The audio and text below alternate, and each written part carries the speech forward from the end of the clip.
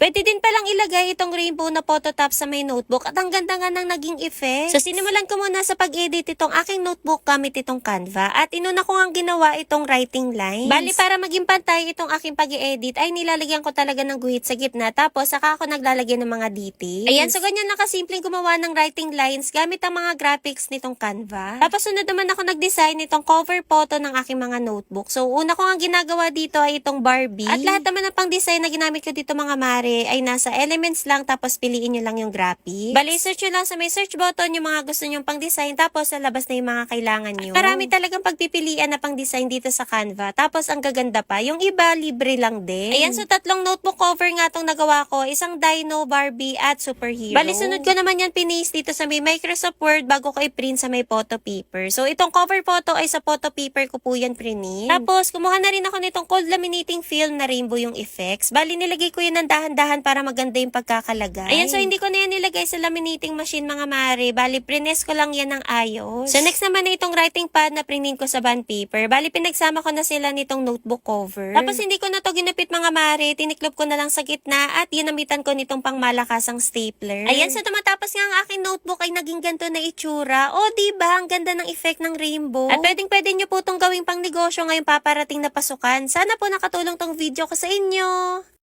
Ang cute nga nitong pencil na nameplate na nagawa ko gamit itong Canva. Bale, A4 na portrait itong ginamit ko tapos naglagay ako dyan ng graphics na pencil. Nag-add din pala ako ditong shape para dun ko ilagay yung nickname ni Bagets. Pero maglalagay din ako ng complete name sa pinakababa. Ayan, so magiging ganito yung itsura niyan. Tapos sa pinakagilid naman yung grade level yung ilalagay ko. Tapos naisip ko nga na baliktaran pala yung gagawin ko dito. Kaya dinuplicate ko na yan tapos inadjust ko na lang yung isang pencil. So na okay na nga ay pinis ko naman yan dito sa may Microsoft Word para may adjust ko bago ko i-print sa bond paper. Pagka-print naman ay gumamit ako nitong paper trimmer para maging pantay yung pagkakagupit ko. Tapos naglabas na ako nitong laminating film. Ayan, so nilagay ko lang yan ng ayos dito sa pinakaloob at sobra pa nga yan mga mari kaya ginupit ko na lang para magamit ko pa sa susunod. Halos kalahati din kasi itong matitira kaya sayang naman. So inopen ko na rin tong laminating machine. Bali hinintay ko lang na mag-green yung mga mari bago ko ilagay itong ilalaminate ko. So nung okay na nga ay ginupit ko lang yan sa gitna tapos pinagpantay ko na lang din. At sunod ko nga yung pinutasan dito sa gitna tapos naglabas na rin ako ng mga ID lace. O diba, pwedeng-pwede mo tang gawing negosyo ngayong papalapit na ang pasukan.